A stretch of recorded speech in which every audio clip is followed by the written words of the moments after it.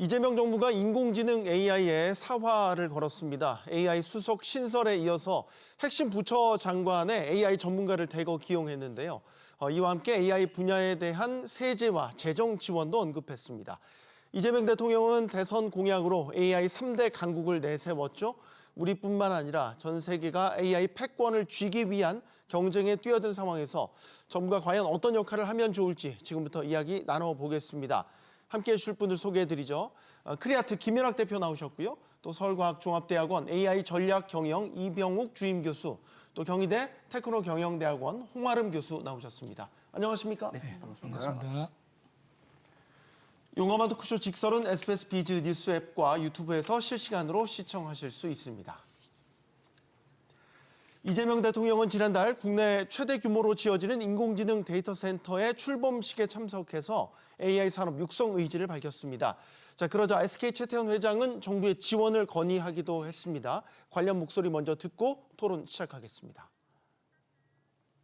경부고속도로가 대한민국 산업화의 성공을 이끌었던 것처럼 대한민국 AI 대전환의 성공을 이끌 AI 시대의 고속도로를 구축하겠습니다. 정부 주도의 AI 시장 형성을 해주십시오. 그러니까 정부가 수요자가 좀 돼주십시오라는 말씀을 드리는데요. 저희가 아마 챗GPT 열풍부터 중국의 딥시크 충격까지 전 세계가 AI 열풍으로 지난 몇 년간을 뒤통수를 맞은 거 언론할 정도로 휩쓸었습니다. 근데 우리나라가 전통적으로 이제 IT 강국으로 불려왔는데 그 명성이 사실 이제 좀 무색해진 것 같습니다. AI에 있어서는 좀 후발주자다. 이런 평가가 지배적인 것 같아요. 제 얘기가 맞는지 모르겠습니다. 김연학 대표님 어떻게 보십니까?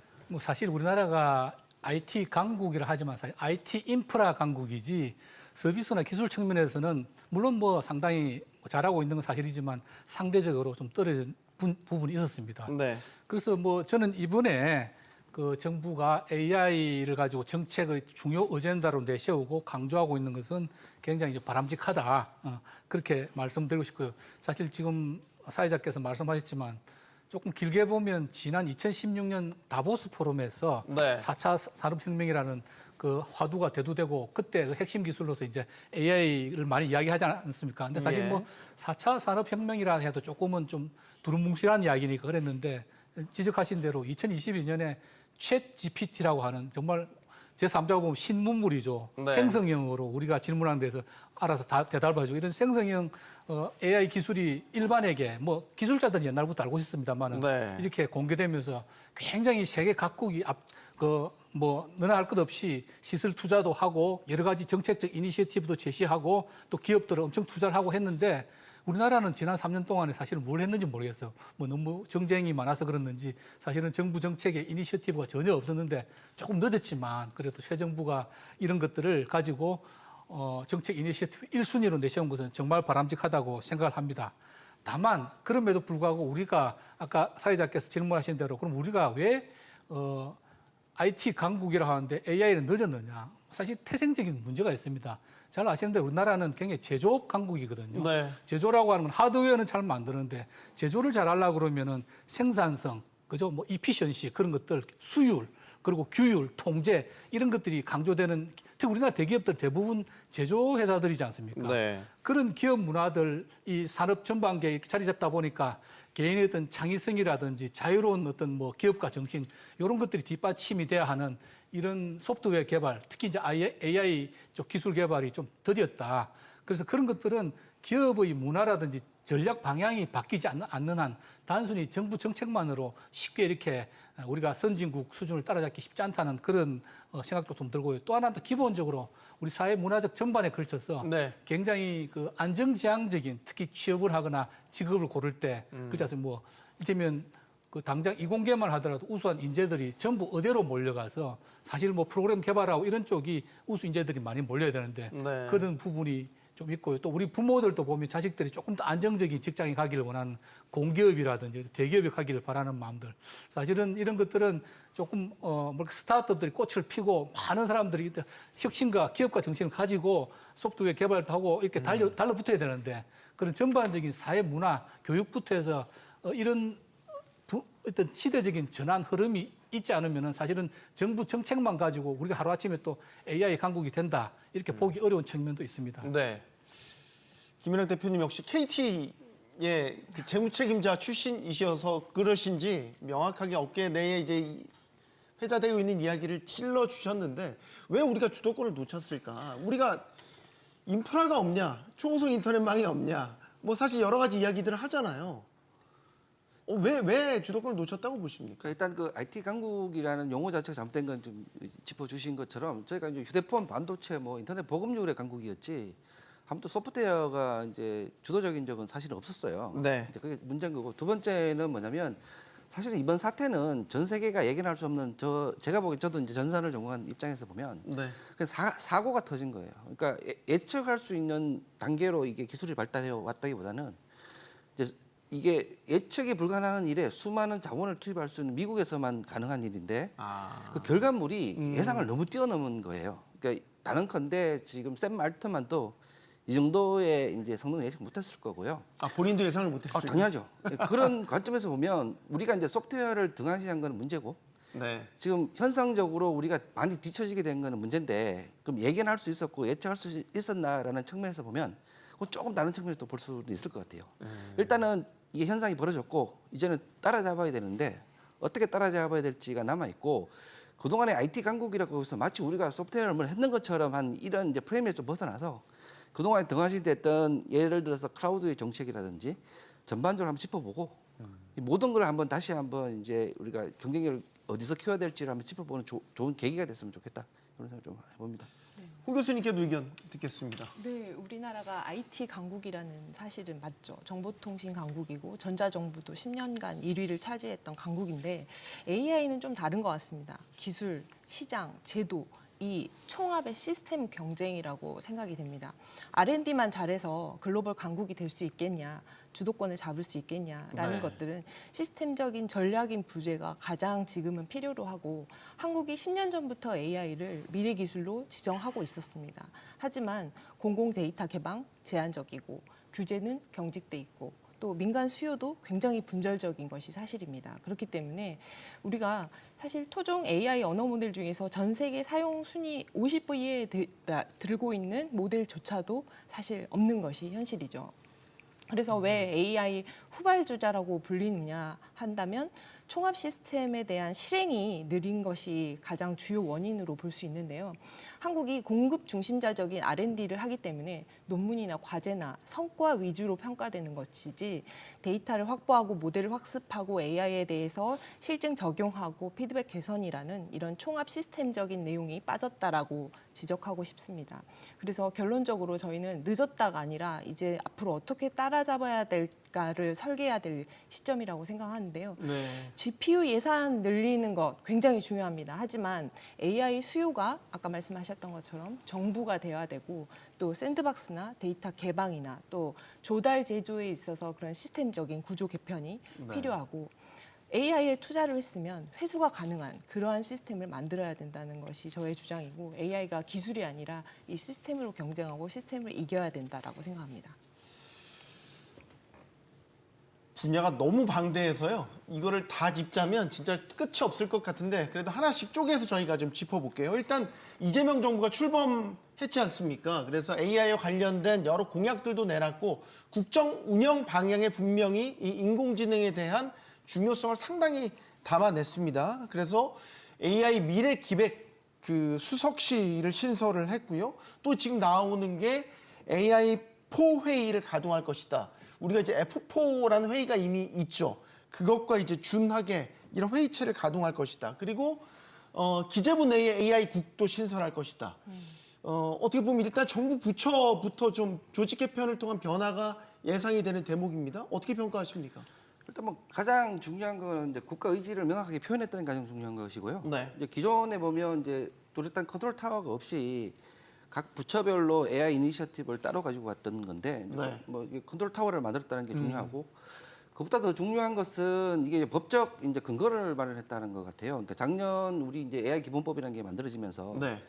이런 이제 위원회가 만들어질 법적 근거도 만들어졌고 이제 얼마 전에 이제 입법 예고했지만 그 권한까지 이제 대통령으로 만들기 시작을 했고 중요한 건 열심히 하자가 아니라 이걸 지원하기 위한 법제부터 여러 가지 정비가 돼야 되는데 그런 관점에서는 국가 의지도 표명을 했고 그다음에 법제도 해서 이런 위원회가 구축됐을 때 어떤 권한을 줄지도 이제 어느 정도 교통정리를 한 거죠. 그래서 그 동안에는 AI를 외치기는 했었으나 뭐 각 부처별로 이니셔티브가 나누어서 어떻게 통합되지 않았는데 그게 이제 대통령 직속으로 컨트롤 타워도 생기면서 법적 권한과 그 이제 그 법적 근거도 마련해진 상태를 보면 과거와는 크게 다르게 뭔가 이제 앞으로 나갈 일단 최소한의 근거는 마련되지 않나 이렇게 네. 긍정적으로 좀 보고 있습니다. 예, 예. 구윤철 경제부총리 겸 기획재정부 장관 후보자가 인사청문에서 AI에 대한 중요성, AI로 국가 대전환을 시도하겠다. 이제 이런 식의 포부를 밝히기도 했습니다. 그러면서 나온 게 세제 지원, 네. 재정 지원에 대한 이야기도 했단 말이죠. 그리고 아까 홍 교수님 말씀하셨던 수익 회수가 가능한 시스템으로 변하지 않으면 결국 AI 발전이 어렵다. 네. 이 이야기와 맞닿아 있는 뭐 계획인 것 같나요? 네, 맞습니다.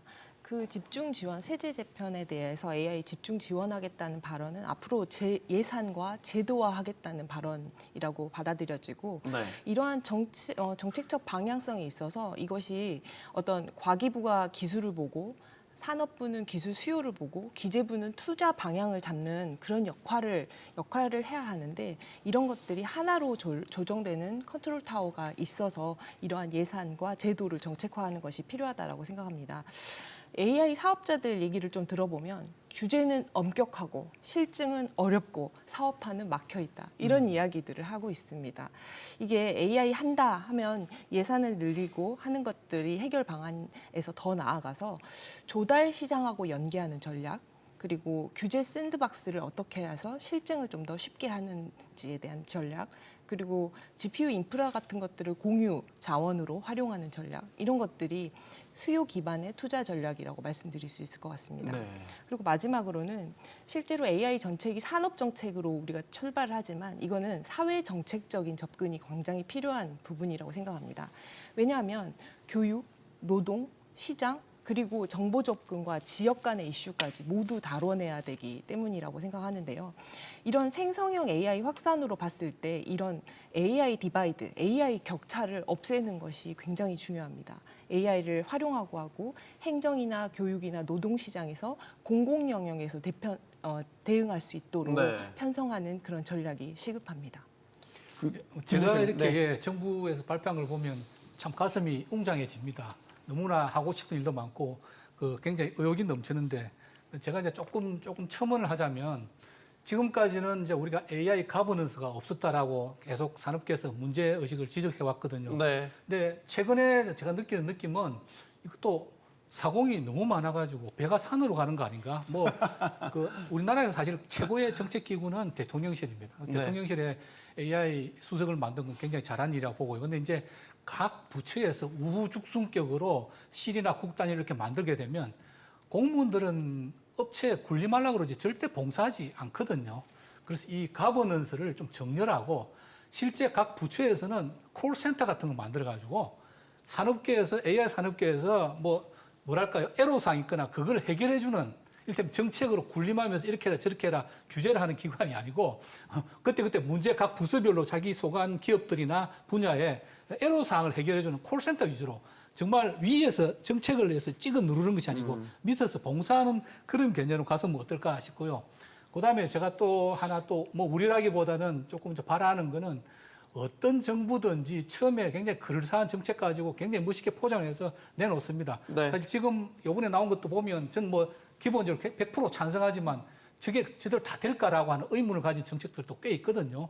그래서 이런 어떤 정책을 내세울 때 그리고 처음에 막 취임하고 몇 달 동안 시끄럽다가 2, 3년 지나면은 조용히 그 정책에 대해서 사라집니다.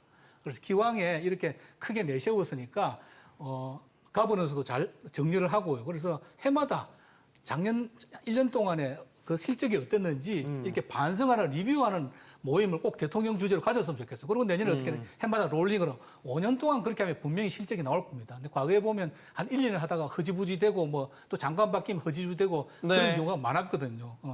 그다음에 이제 마지막으로 제가 좀 뭐랄까 또 하나 첨언하고 싶은 거는 우리가 모든 걸 다 잘할 수는 없습니다. 지금 뭐 모든 것을 좀 잘하자는 그런 느낌이 강하거든요. 아, 정책 자체가 예, 종합백화점식의 너무 느낌이 든다. 종합백화점식인데 선택과 집중을 해야 됩니다. 사실 뭐 오늘 토의에도 나오겠습니다만 우리 중국 같은 경우에는 인구가 우리 뭐한 30-40배 되지 않습니까? 그래서 네. 당연히 인력도 우리보다 고급 인력이 우리 수십 배 되고요. 중국은 양적으로 우리보다 압도적으로 앞서 있고 미국은 양적, 질적으로 다 앞서 있습니다. 근데 우리가 중국하고 미국하고 붙어가지고 다 잘하자, 그건 굉장히 어려운 일이고요. 선택과 집중, 한국이 잘할 수 있는 거. 우리나라가 아까 말씀드린 제조업이 강하고 또 제조가 강한 분야가 몇 개 있어요. 뭐 자동차라든지 조선이라든지, 그죠? 아니면 문화적이면 K컬처 이런 것들 있지 않습니까? 네. 그래서 우리 AI는 기존에 한국이 강세를 보이고 있는 그 산업 분야에 접목해서 잘하고 있는 걸 더 잘하게 하는. 그러니까 이를테면 우리가 전혀 그 문외 아닌 분야에 뛰어들어서 이것도 한번 미국까지 붙어보겠다. 이런 것은 굉장히 어렵다고 보고요. 그래서 선택과 집중을 하게 되면 그래서 정부가 어느 산업을 하라고 너무 이렇게 푸시는 하면 안 될 것 같고요. 정부는 기본적으로 해야 될 거는 지원입니다. 다만 이 AI 인프라도 우리가 굉장히 부족한 면이 많기 때문에 정부가 AI 인프라를 지원하는 것은 뭐 당연히 해야 된다고 보여요. 아까 대통령께서 SK 회장하고 나오셨던데 이를테면 인프라라고 하면 기본적으로 우리가 컴퓨팅 파워가 있고 그다음에 전력 공급이 있거든요. 그래서 조금 이따 좀 말씀드리겠지만 네. 우리가 뭐 GPU 확보라든지 데이터 센터 확보 그리고 전기를 안정적으로 공급하는 것들 이런 것들은 사실 민간이 하기 굉장히 어려운 일입니다. 우리나라에서. 그래서 그런 부분들 인프라 제공에 정부가 조금 더 돈을 많이 투자해주고 서비스 개발에 이런 것들은 기본적인 규제 완화라든지 정책 방향만 제시해주고 정부가 너무 개개의 서비스 하나하나에 끼어들어서 이거 해라 저거 해라 그렇게는 안 했으면 좋겠습니다. 네. 얘기가 나와서 갑자기 생각난 건데 90년대 후반, 2000년대 초반 그때 이제 그 소위 말해서 인터넷 1세대들도 등장을 했고 당시 초속 인터넷망도 이제 국가 주도로 막 구축이 됐었잖아요. 그때 그 인프라가 마중물이 돼서 사실 뭐 네이버라든지 지금 다음, 카카오 같은 기업들이 탄생하게 된 초석이 됐지 않습니까? 예, 뭐 그 당시에 뭐 제가 근무했던 KT라고 하는 회사가 당시 정부 지분이 있었고 지금은 완전히 민영화돼서 네. 민간 업체들이 경쟁을 벌이고 있습니다만은 그 당시 정부가 지분을 갖고 있는 국영기업인 KT가 우리나라 인프라 개발에 많이 그죠 투자를 하고 또 정부 정포적인 지원을 받았죠. 근데 지금은 시대가 좀 많이 변한 것 같습니다. 일단 전력 쪽은 인프라를 정부가 가지고 있지만 통신 IT 인프라 쪽은 민간 통신 3사가 경쟁하는 체제이기 때문에 정부가 직접 투자하기는 어렵고요. 어떻게 통신 3사가 과거에는 사실 이제 인프라 경쟁을 유도했는데 요즘 서비스 경쟁이 좀 되고 있는데 정부가 인프라를 투자하는 기업들에 대해서 뭐 꼭 그것이 통신 3사가 아니더라도 대기업이라 하더라도 조금 더 인센티브를 주고 할 수 있는 그런 방향으로 좀 정책이 전개되었으면 좋겠습니다. 네. 그때와 지금 이제 분위기는 그때도 그랬지만 으쌰으쌰하는 분위기가 있었잖아요. 건 인프라부터 해서 뭐 CDMA 개발까지 해서 정말 하나의 드라마처럼 그때 그 신화를 일궈냈던 그때 역사가 좀 반복됐으면 하는 바람인데 100조 펀드 이야기를 한단 말이에요. 지금 AI 100조 펀드. 네. 이게 확실한 마중물이 될 거라고 지금 정부에서 기대를 하고 있는데 어떻게 보십니까? AI 100조 펀드 실현 가능하다고 보시는지 이게 이제 민관 네. 합동 펀드 구조로 지금 설계된다는 거예요? 네. 사실 이 100조라는 숫자가 굉장히 선언적이고 사실은 AI 국가 전략 인프라를 하기 위해서 매우 중요한 전환점이 될 거라고 생각이 되는데요. 과거의 녹색 성장 펀드나 뉴딜 펀드 이때들도 다양한 관제 펀드들이 출범했지만 실제로 좀 실패가 하였다고 평가됩니다. 왜 실패했을까? 다 실패했죠. 어디에다가 사실은 투자해야 될지에 대한 설계, 그 설계가 부족했다는 좀 평가를 내리고 싶은데요. 관주도로만 자본을 조달해서는 좀 실패하기 힘들고 이것이 민관과 함께 협력해야 된다라고 네. 생각합니다. 왜냐하면 이 정부가 이제 AI 수요자가 되고 이 수요자 기반의 투자 구조를 만들어서 초기에 시장과 이런 전체 수요를 만들어주는 것은 실제 민간에서 여러 가지 투자를 유도하는 굉장한 지름길이 될 거라고 생각합니다. 근데 여기서 더 나아가서 우리가 사실은 팁스 같은 성공적인 이런 민관 협력 투자 모델이 있습니다.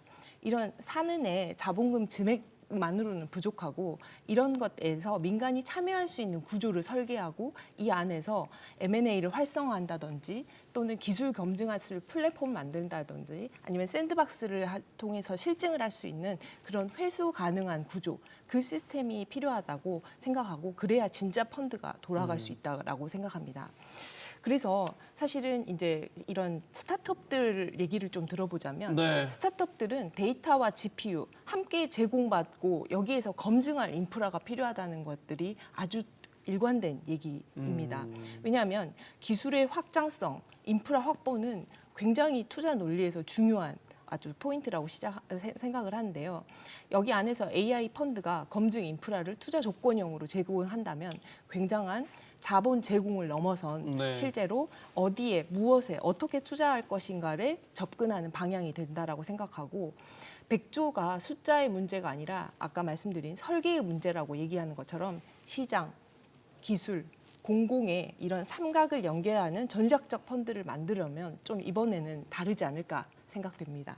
교수님, 100조 펀드 어떻게 운영해야 되겠습니까? 네. 그러니까 과거에 왜 아까 뭐 아나운서님 또 인터넷 얘기도 하셨고 근데 과거에 여러 펀드가 했다가 실패한 이유는 저희가 다 알아요. 크게 보면 두 가지인데 일단 뭐 정권이 교체된다든지 국회 변수가 생겼을 때 이게 정권의 연속성이 없다. 네. 정책 연속성이 가장 큰 거고요. 두 번째가 방금 이제 말씀을 하셨지만 민간에서 이게 흥미를 못 느끼면 사실은 선순환 구조가 안 만들어지거든요. 네.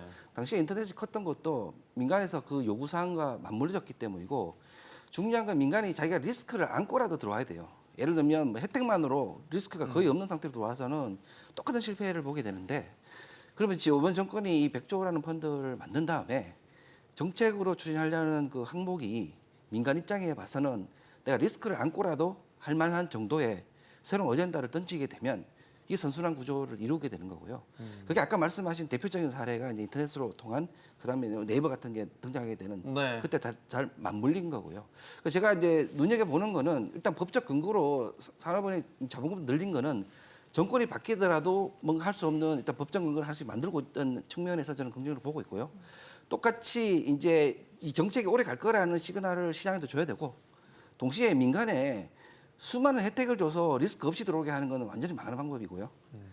어떻게 하면 흥미롭게 해서 민간이 많이 참여하고 리스크를 안고라도 참여하게 해서 좀 더 거대 자본이 만들어지게 만들 것이냐. 이게 가장 중요한 이 포인트라고 봅니다. 100조 펀드 성공 열쇠 뭐가 될까요, 대표님? 비슷한 말씀이에요. 사실 우리나라의 그 산업은행이 굉장히 특이한 존재거든요. 이런 뭐 미국 같은 나라는 이런 기존 인프라 완전 공공 인프라면 정부에서 하는 거고 네. 이런 수익성이 가미된 인프라는 대형 투자은행 IB들이 합니다. 근데 우리나라는 아직 대형 IB들이 성숙하지 못하니까 산업은행이 그런 역할을 하고 지금까지 산업은행이 주로 부실 기업 인수해가지고 또 안 왔죠? 뒤치다거리 네. 하는 역할을 했는데 또 의외로 또 요즘 같이 조선업이 이렇게 화랑이 되니까 조선사 같은 경우에 수익을 남기고 팔기도 합니다.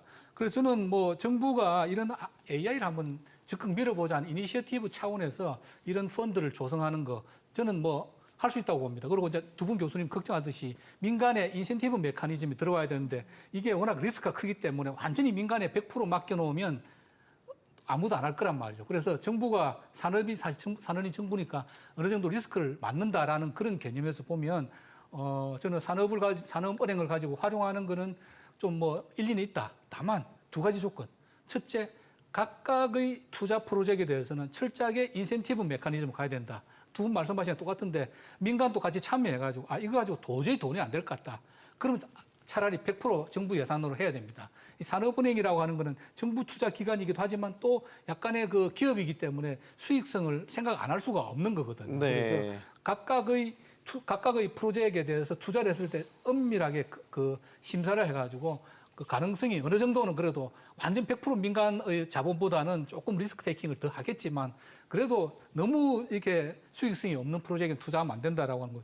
두 번째는 운영의 효율성인데 저는 반드시 이 펀드의 책임자는 민간에서 그러니까 스카우트한 사람이어야 된다. 뭐 우리 펀드 매니저들인데 훌륭한 사람들은 벤처 캐피탈 찾아보면 많이 있거든요. 네. 그런 분들한테 전권을 주고 이 기금을 운용하도록 해야지. 이 공무원 사고방식으로 이렇게 하다가는 정말 그들라고 이 산업은행이 그들라면 결국은 국민 부담으로 돌아오거든요. 네. 그래서 그 철저하게 수익성, 인센티브 어느 정도는 100% 민간보다는 좀 덜하더라도 프로젝트별로 인센티브 수익성 메커니즘을 가지고 프로젝트를 선정해야 되고 네. 그 운영의 책임자는 민간 부분에서 스카우트된 사람이 돼야 된다. 그 두 가지 원칙만 지킨 상태에서 이 펀드를 출범한다고 그러면은 저는 뭐 의외로 또 왜냐하면 이 분야 자체가 과거처럼 이렇게 뒤치다거리 하는 그런 분야가 아니고 앞으로 굉장히 무한한 성장 가능성이 있는 분야거든요. 네. 그리고 실제로 좋은 기술을 가지고 이 스타트업을 기술은 있는데 자금이 없어 투자를 못 하고 있는 뭐 벤처 기업인들 주변에 많이 보고 있거든요. 예. 그런 사람들한테 기회가 돌아간다면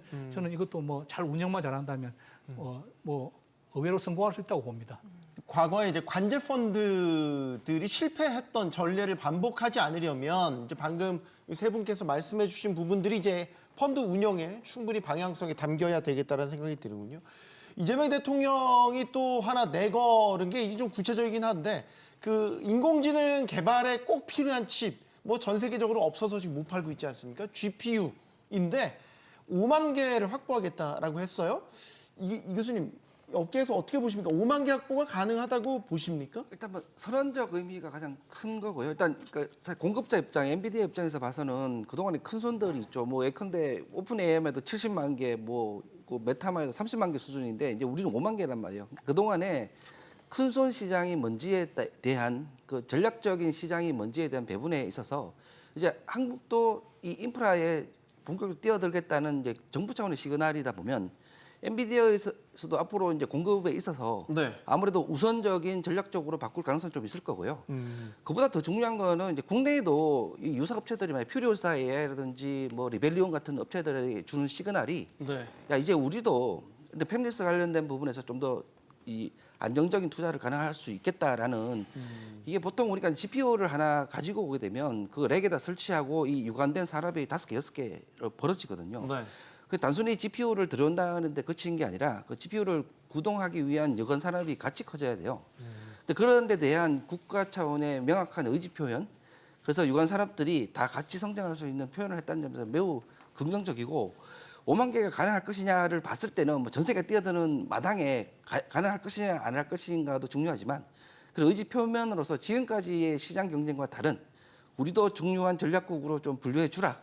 그래서 우리도 앞으로는 많은 GPU를 쓸 것이고 동시에 국가 산업 측면에 있어서도 많은 이제 국내 산업들 중에 이걸 유관된 대여섯 개 이 산업군에서 우리도 앞으로는 좀 투자를 해야 되겠다라는 정말 중요한 시그널을 준 거라고 보고요. 네. 사실 5만 개로 할 수 있는 거는 별로 없죠. 이게 뭐 저희가 별로 없습니까? 5만 개나 되는. 이게 저희가 이제 인공지능 모델을 볼 때 훈련할 때 드는 이 인공지능과 그다음에 정렬 추론 정도에 볼 때 추론이 이제 실제로 나중에 운영할 때거든요.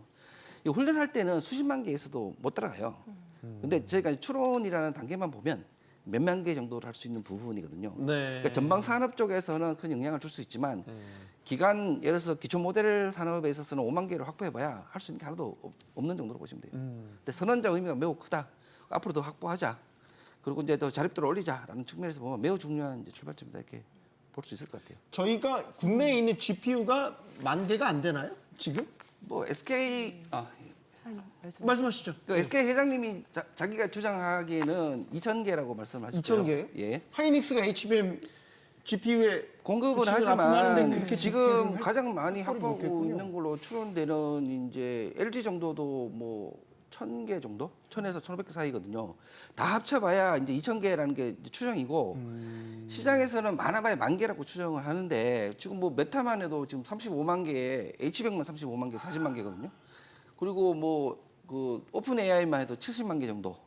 그러니까 이게 사실은 게임 자체가 안 되는 거죠. 그러니까 국가 네. 전체보다 한 기업이 갖고 있는 게 뭐 수십 배, 수백 배 정도로 많이 있고 그러다 보면 엔비디아 입장에서도 누가 큰 시장인지를 봤을 때 전략적인 부분이 있었는데 우리 후순위를 밀릴 수밖에 없겠죠. 그렇죠. 이제 우리도 이제 좀 하겠다. 우리도 10,000개 단위 이상으로 할 테니까 앞으로 우리도 좀 찾아봐라.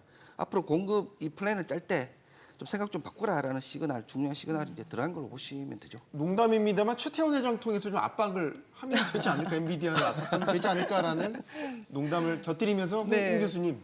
네, 우리나라가 지금 추경으로 1만 개 더 확보하겠다고 하고 지금 전략적으로 5만 개 얘기를 나왔는데 실제 이런 단순 숫자 경쟁이 아니라고 생각합니다. 이거는 AI 자립 역량을 위해서 국가 전략 자산 확보 측면에서 굉장히 중요하다고 생각하고 GPU 확보라는 것이 사실 현실적인 과제가 있습니다. 엔비디아의 H100이나 B100 같은 모델들은 이런 빅테크나 주요 정부들이 예약 구매 경쟁을 벌이고 있는 것이 현실입니다. 네. 실제 단순히 사겠다고 주는 것이 아니고 예약하는 그런 컴피티션이 벌어지고 있기 때문에 네. 국가 단위에 있어서 구매 협상이라든지 아니면 동맹 기반의 우선 조달이라든지 아니면 그런 기조 안에 우리가 장기적인 계약 경쟁의 전략이 필요한 시점이라고 생각합니다. 네. 그리고 GPU만 있다고 이것이 컴퓨팅 리소스가 돌아가는 것이 아닙니다. 여기 안에서 전력, 인프라가 같이 따라줘야 되는데 이 사실 GPU가 돌아가기 위해서 냉각이나 전력, 입지나 서버 설계 같은 데이터 연산에 있어서의 클러스터 이런 부분이 굉장히 필요하기 때문에 GPU를 돌릴 수 있는 공간 확보 그리고 데이터 센터에 대한 투자와 확보 그리고 전력 인프라 확충 이것이 병행되어야 된다라고 생각합니다. 또 하나 중요한 것은 GPU가 있다고 해서 민간 스타트업이나 연구기관, 대학 모두 다 연산 자원이 없어서 실제로 모델 검증 못하고 있는 것이 현실이라고 네. 말씀드리고 싶습니다. 이런 공공 GPU 클라우드나 AI 연산에 있어서 샌드박스 이런 것들이 민간과 공유하고 개방하는 구조로 설계되어야만 이 AI 경쟁이 연산력 경쟁 이런 것에서 더 나아가서 인프라 설계의 경쟁력으로 이어질 것이라고 보고 있습니다. 네. 자, 이재명 정부에서 또 주장하고 있는 게 이제 AI 주도권을 넘어서서 AI 주권에 대한 문제입니다. 그래서 모두의 AI 그리고 또 이와 연계된 소버린 AI가 이제 필요하다 이렇게 이야기를 하고 있는데 여기에 대해서 어떻게 보시는지 일단 모두의 AI는 전 국민 누구나 보편적으로 쓸 수 있는 AI를 만들겠다라는 거고 뭐 같이 연계된 내용이긴 하지만 소버린 AI 같은 경우는 그 나라의 어떤 주권적인 AI를 만드는 이 이야기도 언급을 하고 있단 말이에요. 네. 뭐 같으면서도 조금 다른 이야기인 그렇죠. 것 같기도 한데요. 사실은 이제 AI를 그 어떤 퍼블릭 서비스로 제공한다라고 하는 것은 발상은 굉장히 좋은데 과연 그게 이제 경쟁력을 가질 수 있을까라고 하는 걸 좀 생각을 해봐야 되거든요. 네. 사실 뭐 국민 모두가 쉽게 이렇게 접근해서 쓸 수 있는 AI 플랫폼이 있으면 얼마나 좋겠습니까? 좋은데 일단 비용이 많이 들 거고요. 많이 그다음에 들겠죠. 네. 역대로 공공 부분에서 제공하는 이런 어떤 서비스들이 IT 서비스들이 퀄리티나 유지 보수 이슈 때문에 첫 번째 고객을 많이 모으지를 못했고 지속 가능성도 별로 없던 경우가 많습니다. 그래서 또 세계적으로 또 AI 서비스 플랫폼을 공공에게 무료로 제공하는 경우도 제가 알기로는 세계적으로 없습니다. 예, 별로 없는 걸로 알고 있거든요. 네. 그다음에 이제 아까 말씀드린 이게 엄청난 투자가 들어가는데 그 가만히 있으면 왜냐하면 다른 데 AI들은 해마다 엄청나게 용량이나 속도가 빨라지는데 네. 그게 따라가려면 또 계속 투자를 많이 해야 되잖아요. 천문학적인 비용이 들어갈 수 있거든요.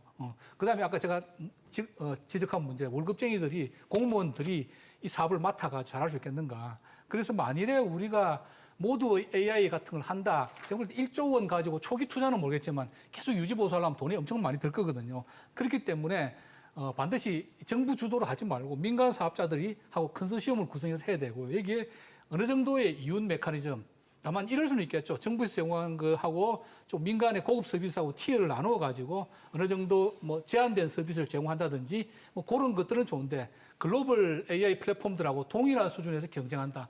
그거는 제가 볼 때 굉장히 어려울 거다.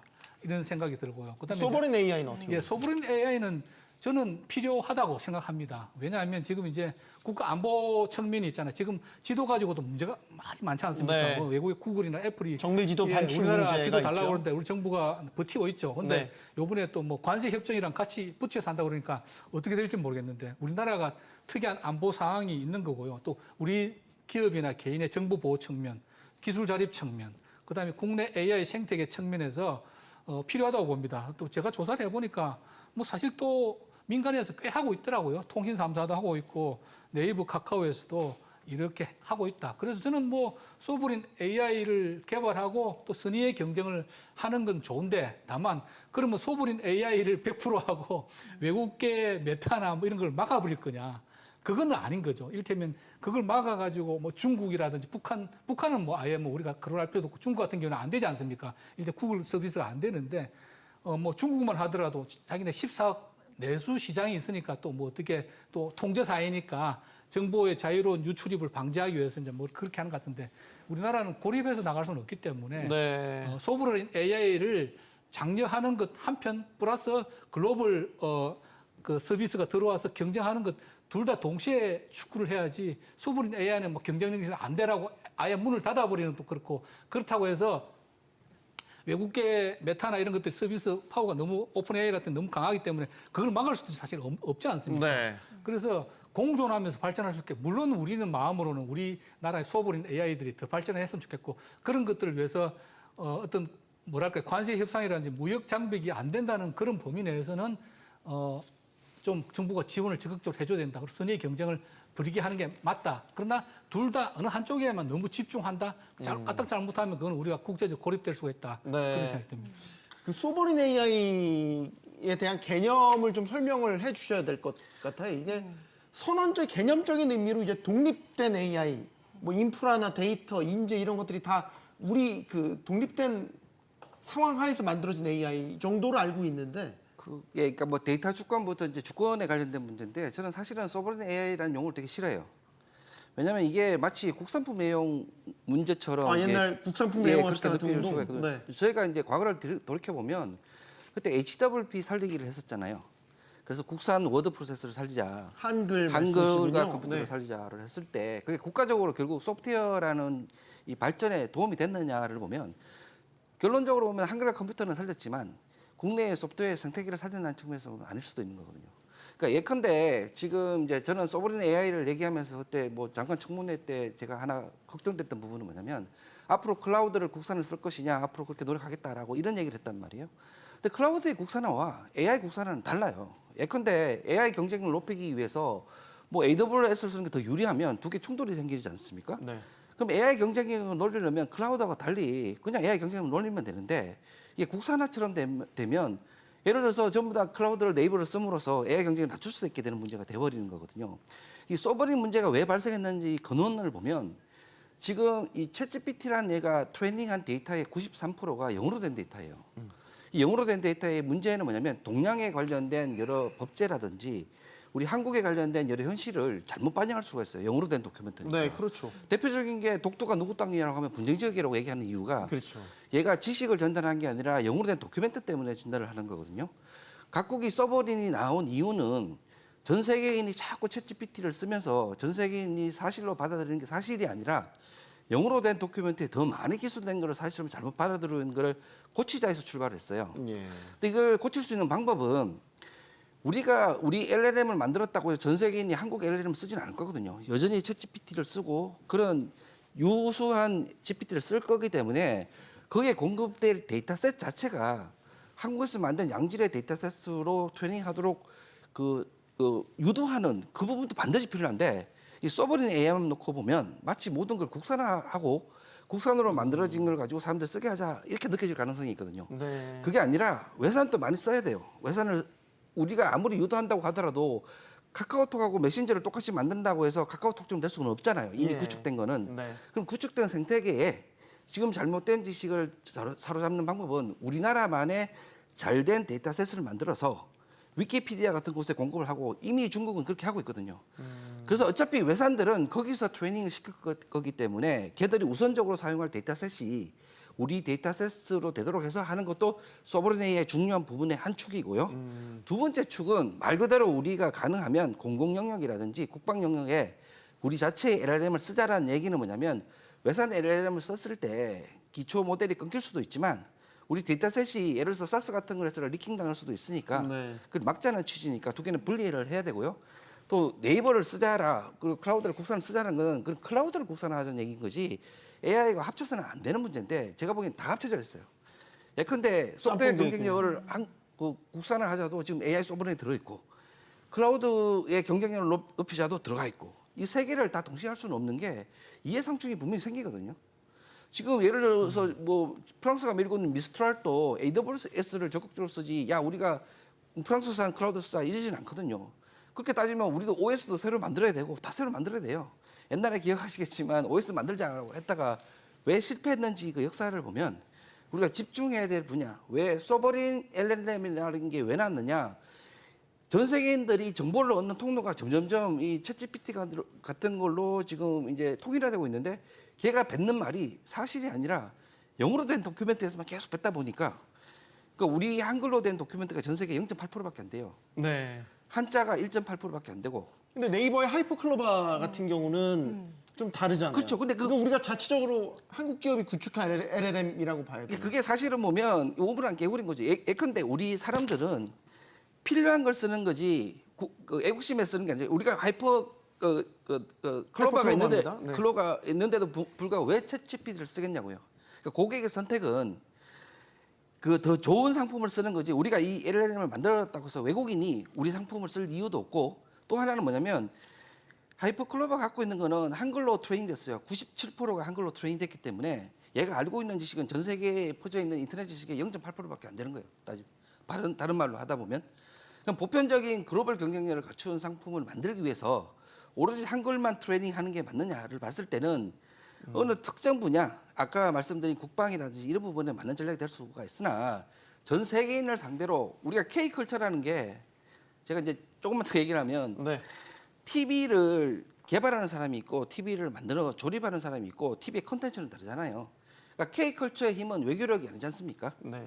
그러니까 지금은 전부 다 어떤 느낌인가 하면 소버린 AI 할 때 쏟아붓는 게 이 TV를 어떻게 조립할 것인가만 이 신경을 쓰는 것 같아요. 네. 근데 더 중요한 거는 그 안에 컨텐츠 이걸 어떻게 활용할 것이냐 수단과 목적을 분리하고 양쪽이 분리가 돼야 되는데 잘 조립하는 방법만 한다고 해서 그 안에 컨텐츠가 좋아지는 건 아닌데 이제 약간 그게 매몰되지 않느냐라는 관점을 이제 제가 말씀드리는 거죠. 네.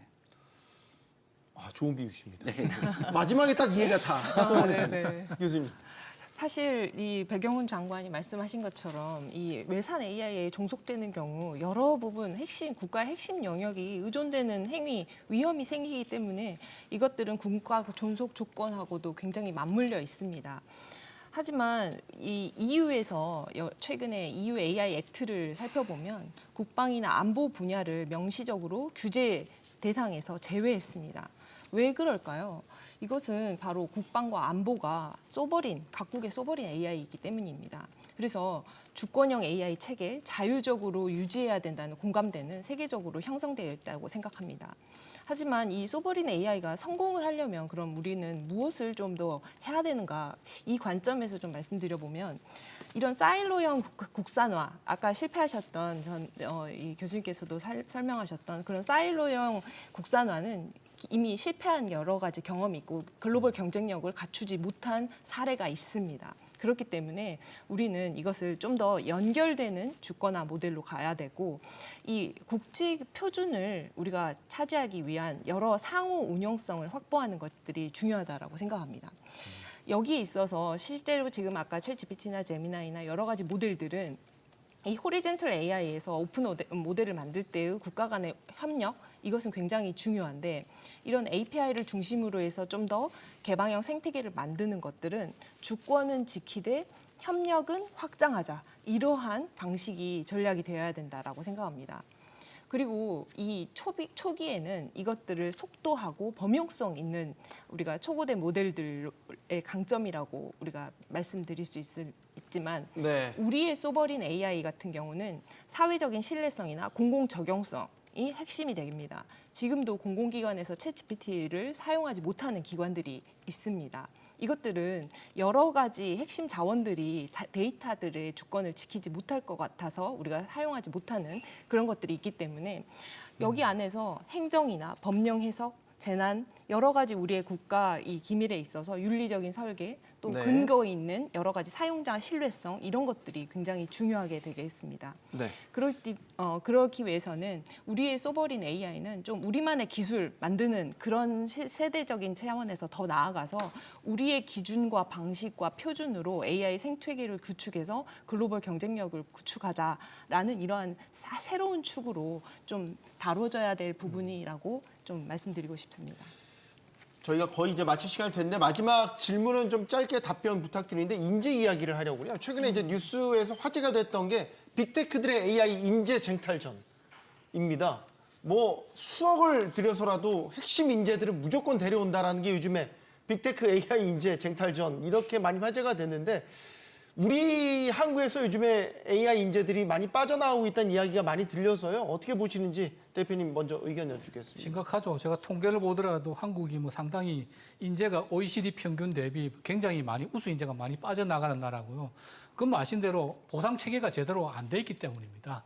이 대학 교수 두 분 계시지만 지금 대학 등록금 10년 이상 동결돼 가지고 거의 뭐 같은 분야에 민간 분야에 근무하시는 분 대비 현저하게 적은 봉급을 받고 있고 실제로 기업에서 일 열심히 잘한다고 해서 연공 수율이나 나누기 N 문화 때문에 자기 능력이나 실력만큼 보상을 못 받고 있는 것이 사실이거든요. 제 친구가 서울대 교수하다가 중국 갔는데 예, 한 5배 정도 받는다고 그러더라고요.